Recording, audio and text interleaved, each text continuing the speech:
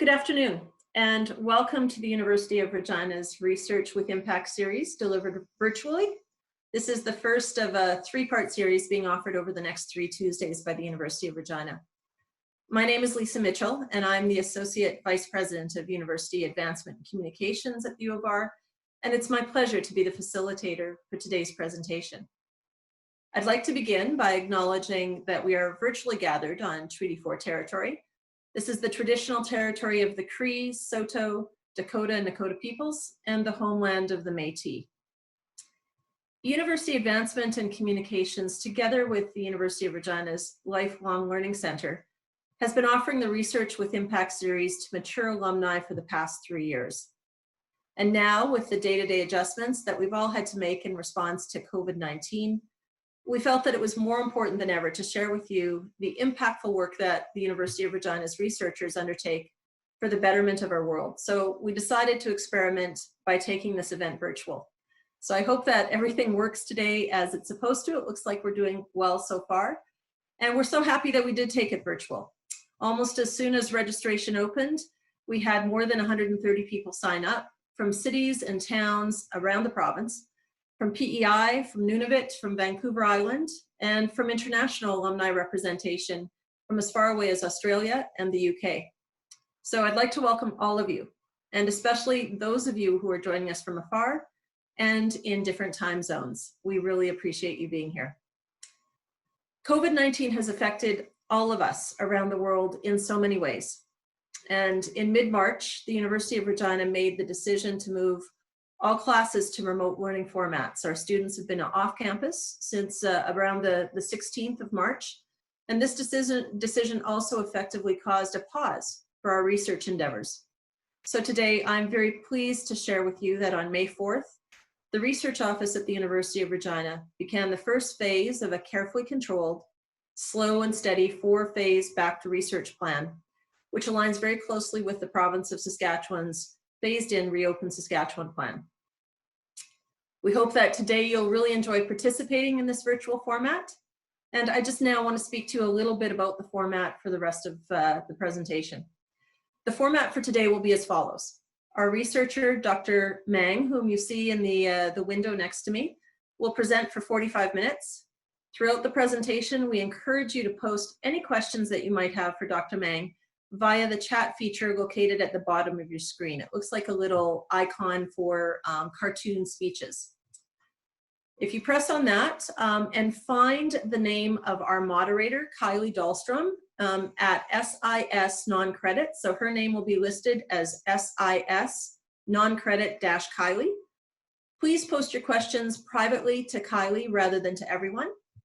Kylie will then review the questions and share them with Dr. Mang shortly after his 45-minute presentation at approximately 12:45 Central Time. We're going to do our best to get through as many questions as time allows. And again, the name that you need to post it to is SIS non-credit Kylie. And now I'd like to introduce our first speaker in the University of Regina's 2020 Research with Impact series, Dr. Cameron Mang. Dr. Mang is an associate professor in Kinesiology and Health Studies at the University of Regina. His work is particularly focused on how the effects of exercise on the brain can be leveraged to promote recovery of movement abilities after neurologic damage. Dr. Mang has been involved in such community-based neurorehabilitation programs as the Clinical Exercise Physiologist, including enriched neurorehab, offered by the University of Regina's Faculty of Kinesiology and the Dr. Paul Schwann Centre. Dr. Mang will speak to us today about how exercise affects the brain and how it can help recovery for those with acquired brain injuries, including stroke. Again, Dr. Mang will present for the next 45 minutes and then entertain questions from the virtual audience. And as a reminder, please use the chat function and send your questions to the moderator, who is shown as SIS non-credit Kylie, and she will then share your questions with Dr. Mang. We will conclude at 1 p.m. Central, and we'll do our best to get through as many questions as we possibly can. Thank you again for joining us. Dr. Mang, the floor is yours. Hello, everyone. Thanks so much for the introduction, Lisa, and thanks all for being here. It's great to have this opportunity to speak with you. I'm going to go ahead and share my screen now. So just one quick minute.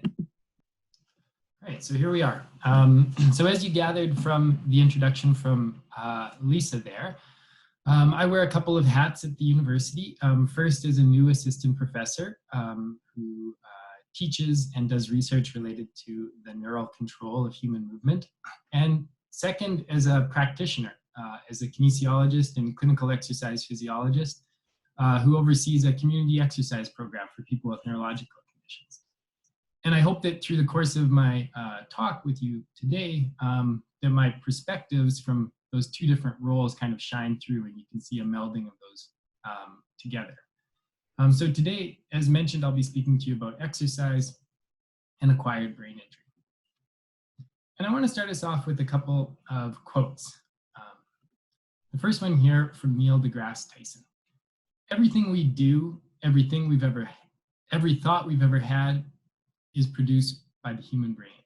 But exactly how it operates remains one of the biggest unsolved mysteries. And next, I really like this one from Michio Kaku. The human brain has 100 billion neurons, each neuron connected to 10,000 other neurons. Sitting on your shoulders is the most complicated object in the known universe. And so two key points can be taken from these quotes. One, your brain is very important. And two, it's quite complicated. And as a researcher, as a scientist, those quotes are inspiring to me. They're exciting. It suggests there's this new frontier of discovery in the human brain for us to go after. But as a practitioner, I see that for a lot of people, those two statements can also be quite scary. Because, you have to think about what do you do when your brain gets hurt, right? It's this very, very important organ that makes us who we are, that really does everything for us.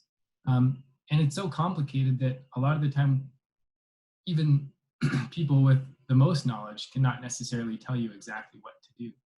Symptoms of a brain injury can range from physical to cognitive to emotional to anything else you can think of in any combination.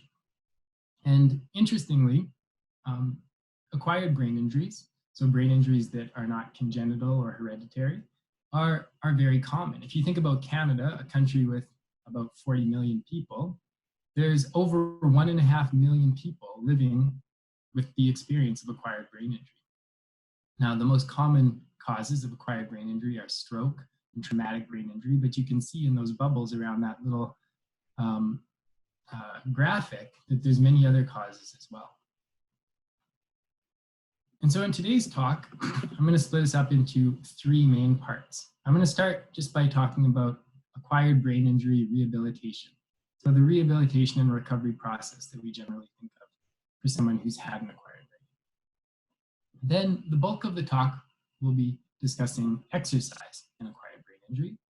And then in the third part, I want to talk a little bit about where we're going in this field. What are some things that I'm particularly thinking about? Just that broad question of what's next.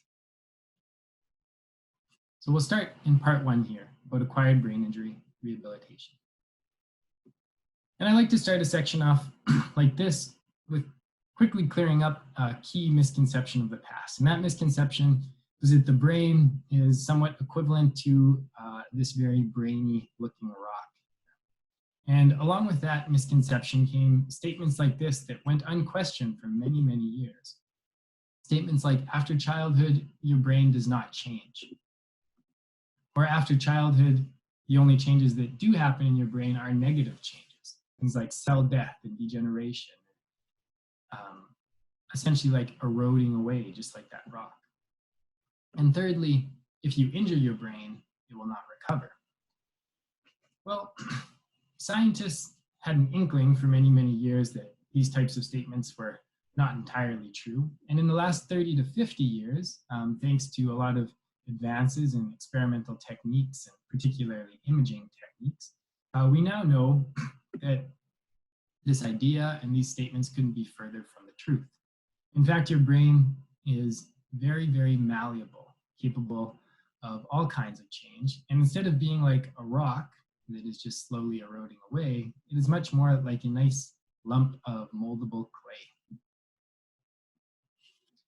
And so to further think about the capacity of our brain to change, or something that we call neuroplasticity, I want to revisit the case of Phineas Gage. Phineas Gage, many of you have probably heard of at some point, particularly if you ever took a Psych 100 level course. And the story goes like this. Phineas Gage was a nice, easygoing, gentlemanly guy back in the 1800s who, like many men of his generation, was working on the railroad when an explosion propelled a 3-foot, 7-inch, 13.5-pound iron bar right underneath his cheekbone up through the frontal lobe of his brain. And miraculously, Phineas Gage survived. And when it gets especially interesting is when they started talking to people that knew Phineas Gage before and after the injury. And what those people said was that, yes, Phineas survived, but he was a very different person after the injury than he was before. That easygoing, relaxed, kind gentleman was now somewhat rude, more uptight, generally just very few inhibitions. And usually that's where the story ends.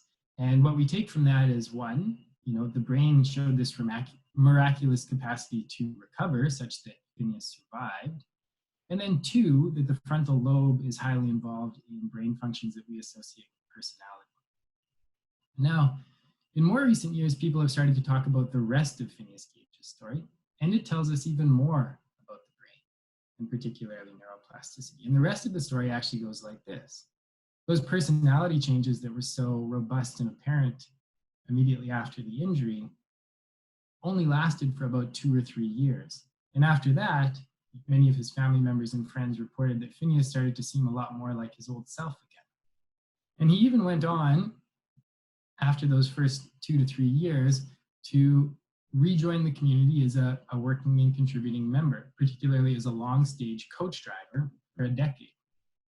And when you think about it, a long stage coach driver is someone who would require the use of considerable attention and planning functions of their brain, which are also functions that we now attribute to the frontal lobe. So again, the rest of that story is very interesting, and the whole story really altogether begs the question of how. How did he survive? How did he recover? How did he continue to recover in the long term? And the answer on all accounts is neuroplasticity, but it also allows us to distinguish between a couple of different key types of neuroplasticity. So when we think first about that initial injury and his ability to survive and make those initial recovery steps, we're talking about a neuroplasticity that's triggered internally by an internal change in the brain, or that pipe being piercing through his frontal lobe. And that internally triggered neuroplasticity can be called spontaneous neurologic recovery. And so it is the fact that when the brain is injured, it triggers a cascade of physiological events that facilitate neural protection and recovery. Things like changes in brain excitability, changes in the expression of growth-related genes and proteins, such that you have molecules coming around these neurons and helping to keep them survive, helping them to heal, and to create new connections. You even have creation of new blood vessels, and in some cases, creation of brand new neurons. And so when we think about recovery, or a typical recovery profile for somebody who's had a stroke or an acquired brain injury, we think of a profile that looks like this. Where on the y-axis, you have just a general recovery of body function kind of measure. And if you think somebody was starting about here in terms of their function, and then they have a stroke, their function plummets down in those first 24 hours. But in those days to weeks to early months after, they make fairly rapid gains that are associated largely with this spontaneous neurologic recovery. Now, Phineas Gage, back in his day, he probably relied almost solely on this spontaneous neurological recovery. I don't think he was receiving much in terms of innovative or intensive rehabilitation. And things are a little bit different now. If you experience an acquired brain injury, you will also receive rehabilitation. And much of that rehabilitation happens in these early weeks, days to weeks to months following the injury. And the goal of that is really to piggyback onto this spontaneous neurological recovery and take people as far as they can in this period of rapid gains. When you get out into these later phases, the rehabilitation is scaled back a little bit, but you continue to deliver it. And then eventually people's function tends to plateau, and we say they've entered what we call a chronic phase of acquired brain injury, such that the deficits that they now have are long-term, and they're going to be living with them likely for the rest of their lives. So a key component there now is rehabilitation. Well, what does rehabilitation involve? Well, because the brain does so many different things, rehabilitation needs to involve a lot of different people with a lot of different specialties. So you'll have an interdisciplinary or multidisciplinary team of physiatrists, physical therapists, occupational therapists, speech and language pathologists, recreation therapists, psychologists, nurses, and others. And what their job really is to be the external trigger for what we call experience-dependent neuroplasticity, right? So this is in contrast to spontaneous neurologic recovery, which has that internal trigger. Now we're talking about experience-dependent neuroplasticity. So they're providing an external stimulus to continually promote the strengthening of existing and remaining neural connections and even the growth of new connections. So yes, it is a slower process, but it is also an important process that's involved in this rehabilitation. And something that you might notice if you look at that rehabilitation team is that a lot of those individuals have, at least to some degree, movement involved in their specialties. So why would that be? Well, I would say that that is because movement is central to human life. If you think about our interactions with the world around us, even our interactions with other people, generally we use and rely on movement to a great degree. So a lot of time in those early and even late rehabilitative training sessions is spent towards working on movement. And we'll come back to that a little bit as we carry on. But like rehabilitation of other brain functions, rehabilitation of movement requires a lot of work, particularly when you're trying to do it through experience-dependent neuroplasticity. So typically, rehabilitation of movement will involve high-volume, task-oriented training. You'll be working on practicing skills that were lost due to the injury, practicing them over and over and over again. You'll be working on repatterning movement that were disrupted due to the neurologic injury. And you'll be using lots of different means to try to promote use of affected extremities or affected limbs to, again, to strengthen those neural connections that were disrupted.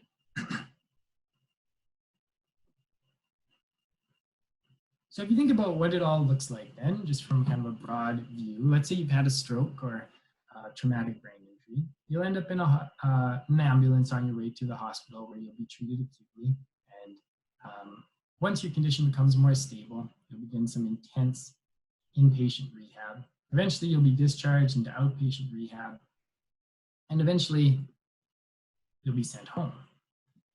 And so when we look at this recovery profile that I laid out here, it's important to keep in mind that as you watch these rapid gains associated with spontaneous neurologic recovery, and then you see that plateau in recovery of function over time, it's important to also keep in mind that we're also scaling back the rehabilitative services that we're providing people over that same time. So it does beg the question to some extent, and this is a question that I'll leave us with in this section before we move on to our next, with whether the plateau is in some ways a self-fulfilling prophecy.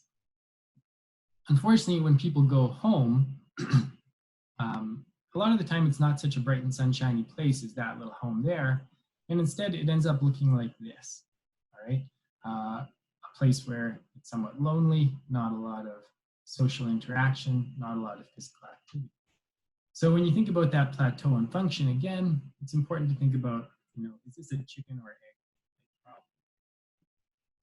And I would also make the point that there's numerous studies that now indicate that even out in that chronic phase of recovery, as we call it that phase where we say your deficits are now chronic and long-term, people can in fact continue to make gains. So therapies like constraint-induced movement therapy, for example, which is essentially like forced use of an impaired or affected limb, can be very beneficial to people who've had a stroke and other neurological conditions.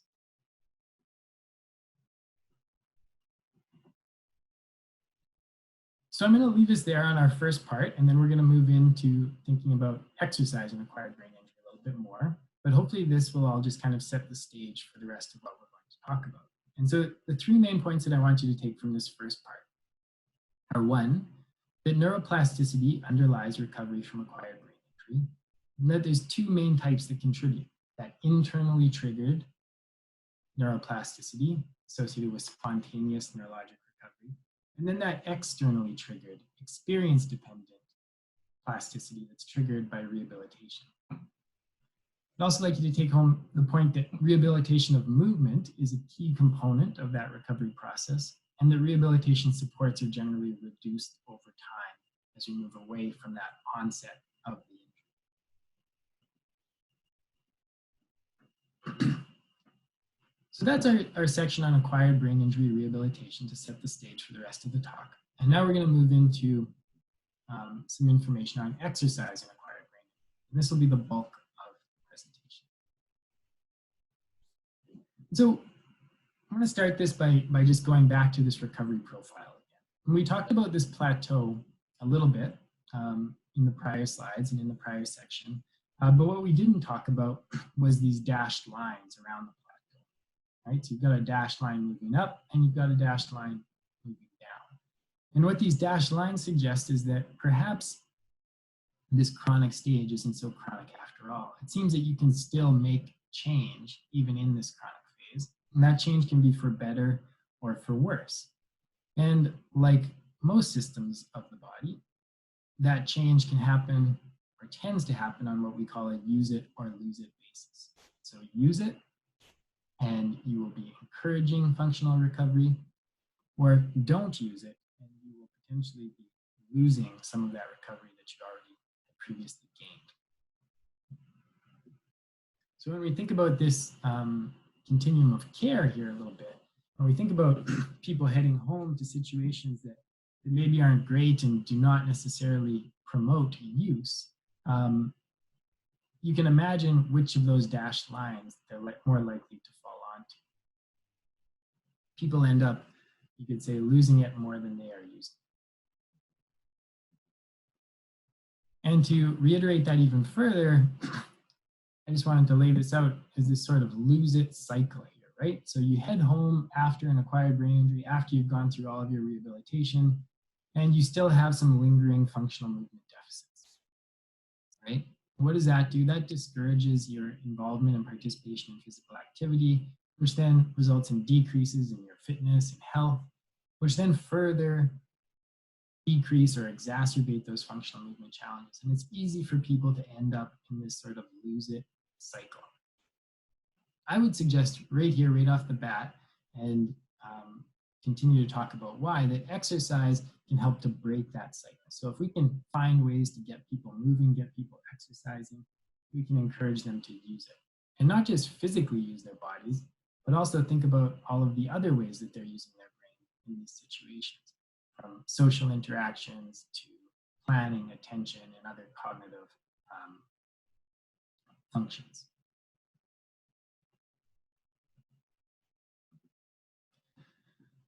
So for many years, there were concerns that exercise was too risky for people with acquired brain injury to take part in.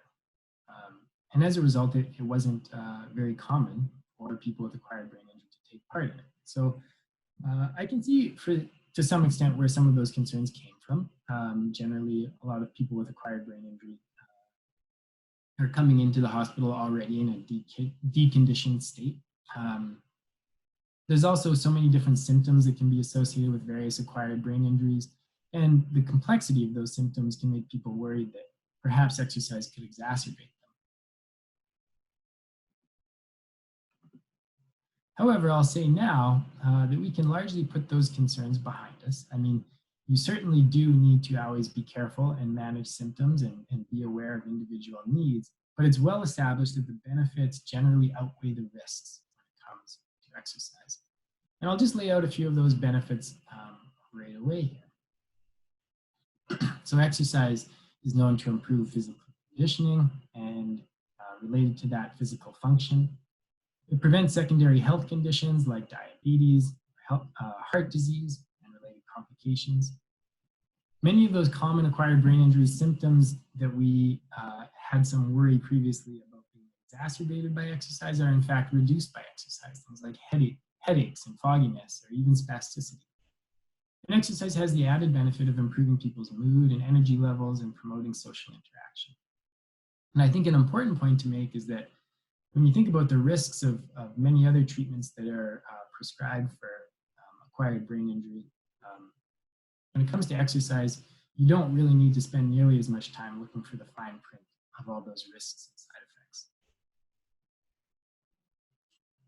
So I want to take a couple slides here now just to talk about a few exercise programming options that are out there for people with acquired brain injury, because you know, in recent years there have been some developed. And so the first one that I wanted to talk about is called the Together in Movement and Exercise program, or the TIME program. And this is a program that was developed out in Ontario by a partnership between a group of physical therapists at the University Affiliated Hospital and the Municipal Recreation Division. And what they did was they came up with an exercise program focused on balance and mobility. So it didn't necessarily target specifically people with acquired brain injury, but certainly was very relevant to people with acquired brain injury. And they developed this program and then developed a related training program for fitness instructors in community centers to learn how to deliver it. And now the TIME program is offered in community centers across Canada, mostly in Ontario and BC, but across Canada. And published work suggests that for people in that chronic stage of recovery after stroke, so that time when we say these deficits are now chronic, well, in fact, they aren't necessarily so chronic because they can make further gains in their balance and walking function through the TIME program. Another related program is the FAME program, or the Fitness and Mobility Exercise program. This one developed on the other side of the country in Vancouver by a researcher named Janice Mang.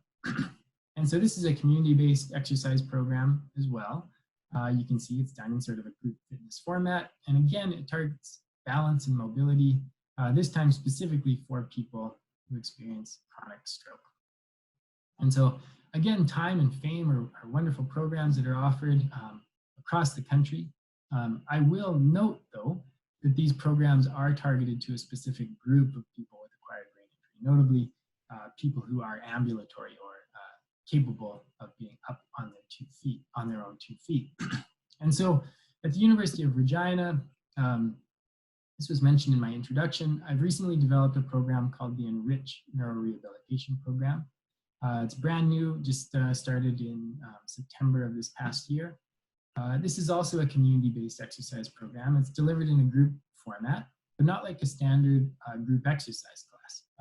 Instead, people all come in and do their exercises at the same time. However, they all have their own individualized exercise program. And I oversee the program with another clinical exercise physiologist. And then we have a wonderful group of undergraduate student volunteers who also help out on an individual one-on-one basis. And we don't have any published research on this program just yet. However, we have been lucky to have some media attention from Global News and CBC Radio that I would love it if you all went and checked it out. So I wanted to put those programs out there right off the top in this section because, you know, it is well known that exercise is beneficial for people with various chronic health conditions, including acquired. And so a movement called Exercise is Medicine is a global health initiative that's been developed to raise awareness of the benefits of exercise for these various conditions. And the goal of that program really is to promote the uptake of exercise as a standard prescriptive, a standard prescription that healthcare teams will use for people with chronic health conditions. And so I wanted to mention exercise in medicine just because it is such a great movement and one that is really pushing this forward. Now, despite the knowledge that we know that exercise is beneficial for people with various chronic health conditions, including acquired brain injury, I do have to say that we are still really uncovering why it is so beneficial. And so, the first thought, and certainly a very large contributing factor, is that, through exercise, we can impact the musculoskeletal, the cardiorespiratory system, so your muscles, your heart, your lungs, and by benefiting those systems, we can improve physical function, we can prevent secondary complications, and so forth. But from a scientific perspective, we're also starting to learn that the benefits of exercise potentially go beyond just impacting those peripheral systems to also impact the brain. And so the first research on this topic started about 15, 20 years ago. And it started with some animal studies examining the effects of exercise on a brain structure called the hippocampus and its main function of spatial working memory.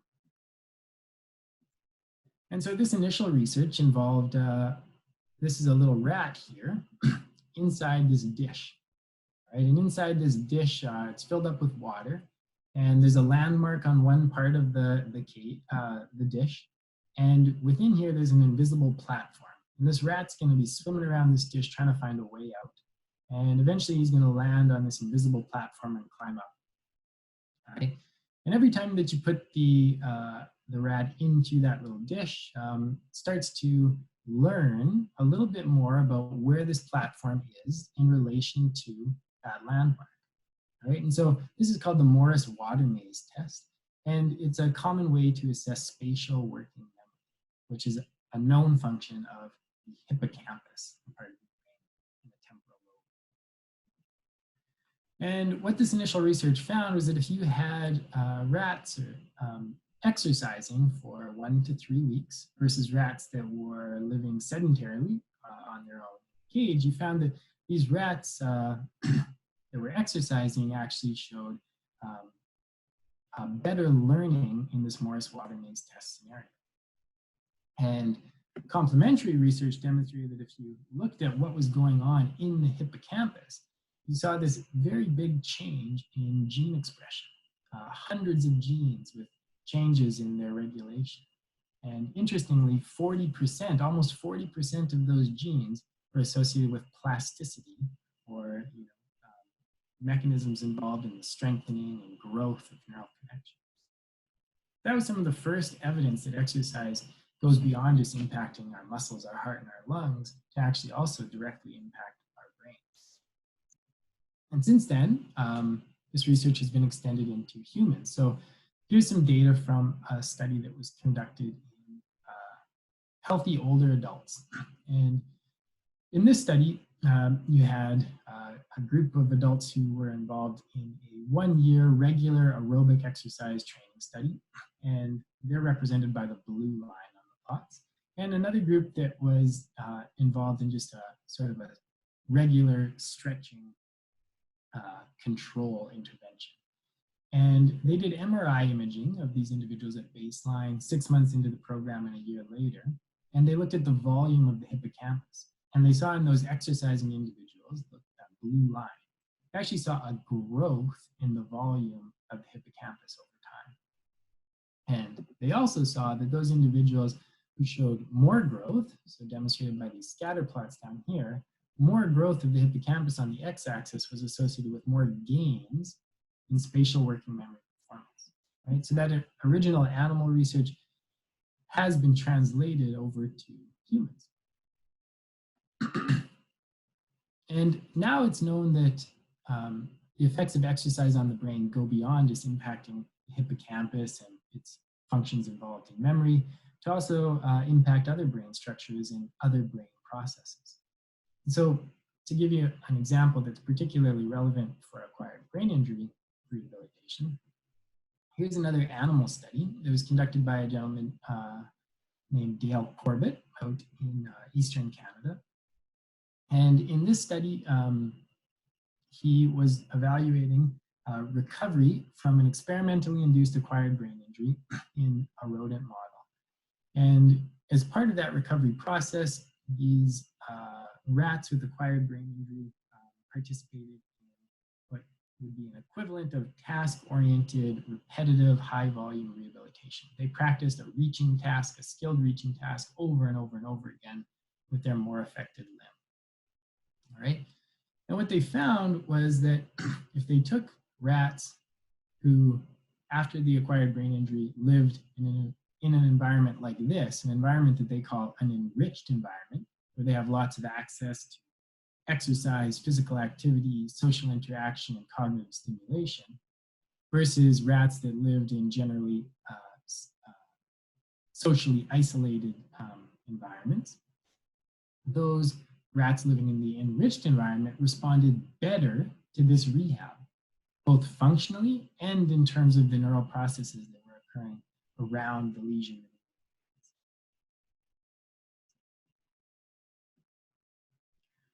So without going into too many more studies, I think it's sufficient to just put this great infographic up here, which describes the fact that your brain generally just loves exercise.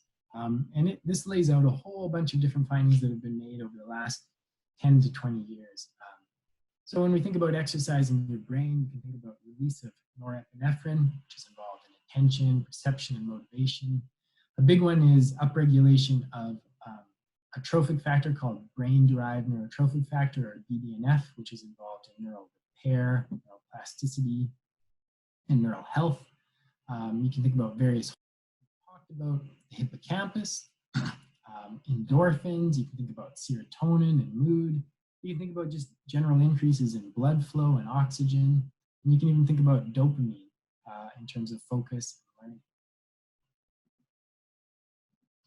So it seems that, potentially, when we think about our brain as being this nice malleable lump of clay rather than an eroding rock, well, it seems that maybe exercise has the capacity to make your brain even more moldable, more malleable, more easily shaped, and potentially more easily shaped by something like task-oriented rehabilitation, like what those rats with experimentally induced acquired brain injury were experiencing in that study by Dr. Corbett and colleagues. And so I'm going to recap this section here before I move into sort of the future, like what's next, what are we thinking about right now in the field? And the points that I'd like you to take from this section are, one, that exercise is safe and beneficial for people with chronic deficits due to acquired brain injury. And those benefits seem to go beyond just benefits associated with secondary changes in the rest of your physiology, but also seem to be related to some, at least, direct effects on brain health. And lastly, something that I'll touch on more in this next section is that this evidence suggests that possibly exercise could promote the development of a more malleable or shapeable brain. So that brings us to the end of our part 2 on exercise and acquired brain injury. And now we'll move into some of the exciting stuff on what's next and where do we go.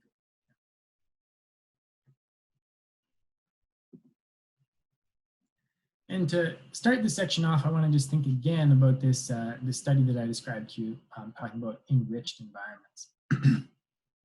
All right, so we mentioned that response to task-oriented rehabilitation training in this rodent model was enhanced in rats living in an enriched environment with access to exercise and various forms of cognitive stimulation. And I would just ask us, when we think about somebody going home after they've left the hospital, even maybe left their regular rehabilitative services, which of these environments looks more enriched to you? Right? Of course, the answer is the one with the people at the gym, right? And so I think it begs the question of, whether we can develop strategies to use exercise to try to facilitate plasticity or continued response to rehabilitation, even out into the chronic phase or what we typically call the chronic phase of recovery after acquired brain. So when we get out into this phase where we know that recovery is going to be highly reliant on experience-dependent neuroplasticity and high volumes of repetitive task training, something that looks like this, practicing those skills over and over again. Well, if people have regular access to exercise programming, perhaps they'll be more likely to get onto this upper dashed line.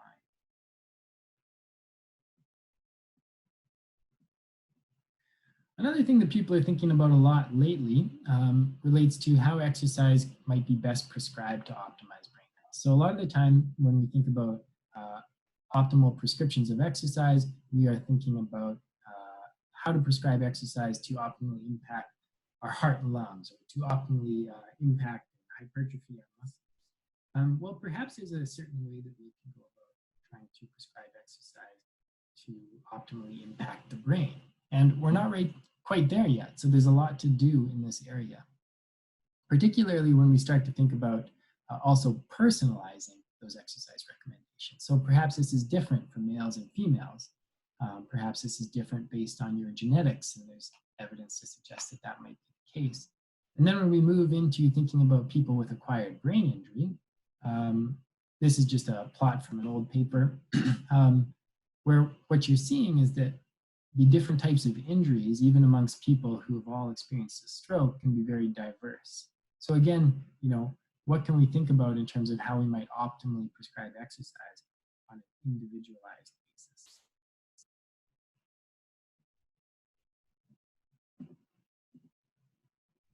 And the second to last thought on what could be next is a question that's quite close to my particular program of study. And that is to think about single bouts of exercise and what they do to our physiology. So when we think about exercise, participating in regular exercise being beneficial for our blood pressure, right? We can all generally accept that. If you think about it, what actually happens is right after you exercise, you have quite a drop in your blood pressure.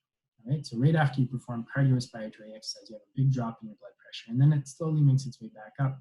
Then you exercise again, and it slowly makes its way, and then it goes down, and then it slowly makes its way back up. And you end up kind of sitting at a lower level than where you're not exercising. So some people would say that those acute effects of the exercise are actually accumulating over time to give you that more chronic and long-lasting benefit for your blood pressure. And it seems that something similar might be happening in your brain, because a lot of those impacts that I told you about how your brain loves the gym, about how your brain loves exercise and physical activity, well, a lot of those effects that we see in the long term also happen in a more acute fashion right after a bout of exercise. So for example, right after you exercise, you have an increase in expression of brain-derived neurotrophic factor in various regions of the brain. And so one thing that I think a lot about is whether or not we might be able to take advantage of those acute effects to facilitate response to rehab. So for example, if we think about hopping on a bike, doing a bout of exercise, increasing brain-derived neurotrophic factor, increasing other, making other changes in the brain that tend to facilitate plasticity. Well, maybe there's a time window after that exercise where we really need to think about trying to incorporate our rehab to further its effects.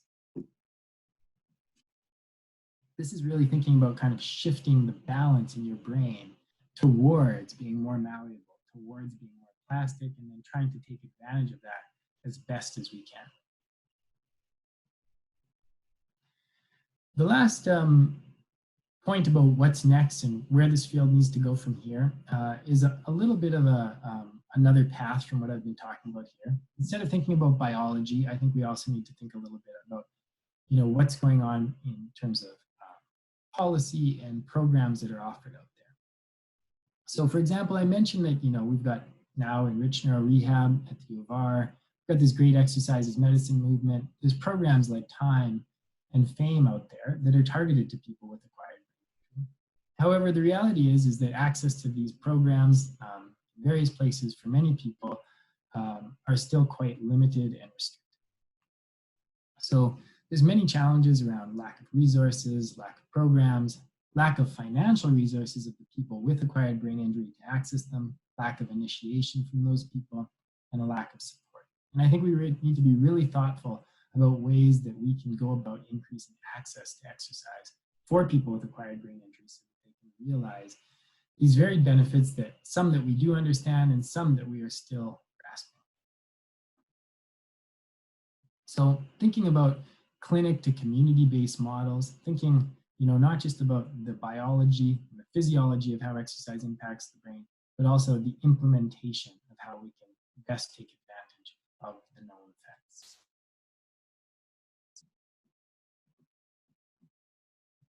So I'll recap this section with just a few points.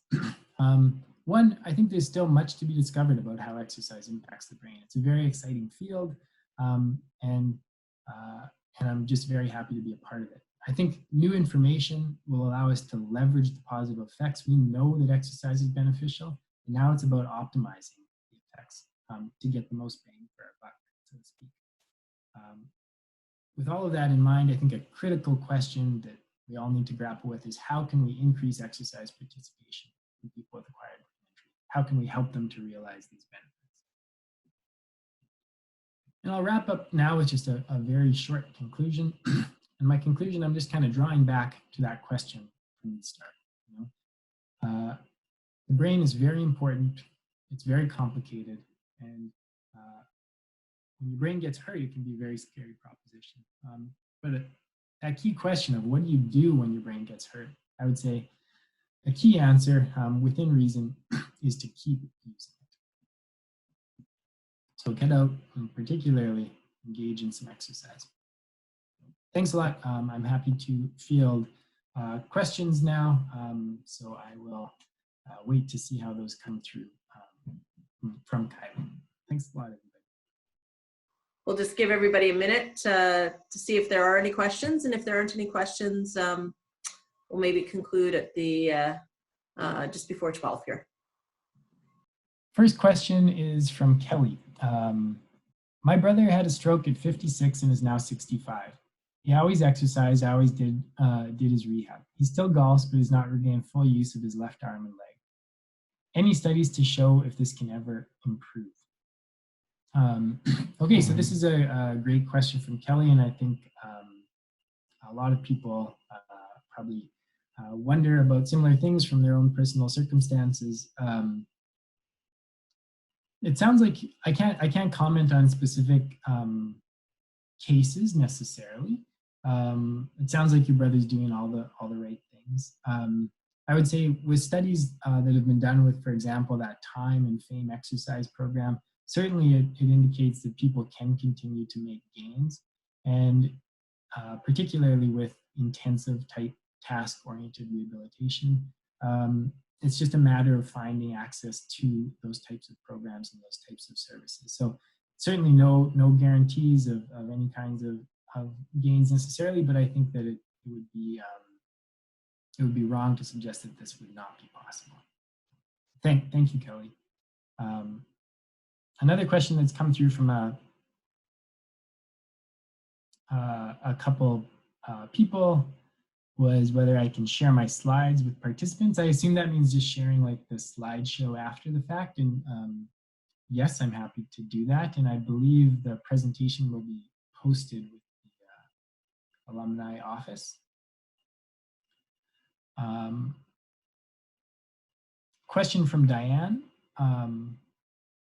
What kind of community supports are available to optimize brain health?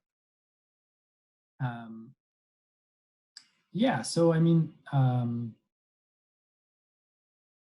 think, in the presentation, I discussed the TIME program, the FAME program. Those are just examples. Enriched Neurorehab. Many different locales have some options out there.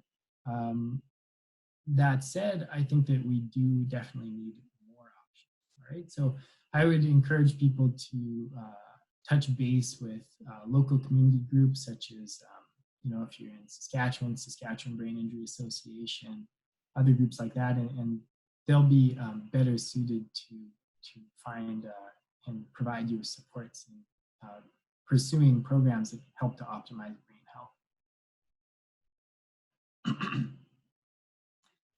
A comment from Leonard. Thanks, Leonard. This is, looks like we can all benefit from this type of process, not only for those who are injured, but for all of us. I could use a more malleable brain every day. Yeah, certainly that is the case. Thank you, Leonard. Exercise is good for all of us. It's good for all of our brains. And we all stand to benefit at all life stages across all circumstances. A question from Carolyn is, could this apply to healthy people? Can we diminish the impact of a future brain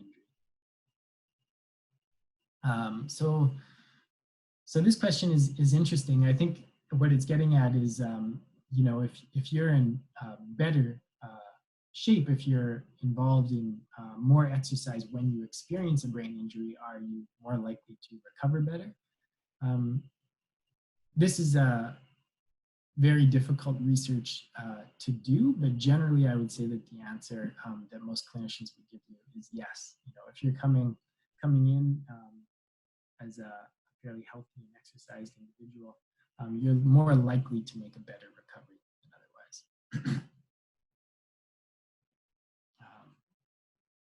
I hope I'm not zipping through these too fast. I'm sorry. The next question is from Jan. And the question is, what do you think about electronic type stimulations? So this question, I think, would be directed at some therapeutic approaches such as like functional electrical stimulation. And functional electrical stimulation is a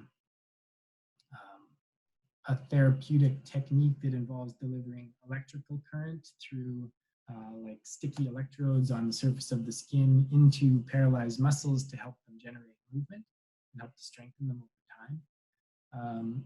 And in certain populations, such as stroke, in some cases of traumatic brain injury, there is very strong evidence that functional electrical stimulation can be quite beneficial in terms of staving off muscle atrophy and promoting recovery.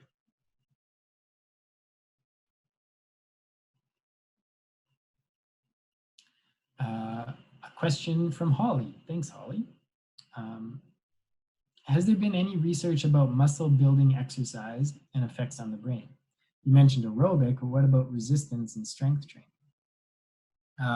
Yes, the answer is yes, there is lots of research on resistance type training exercise and its benefits for the brain.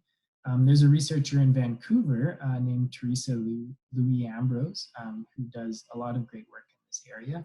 And she has seen, has conducted studies in individuals with mild cognitive impairment, as well as healthy elderly adults that have shown improvements in cognitive function associated with resistance training. The mechanisms that underlie those effects are still not entirely understood, but certainly suggestive of positive effects.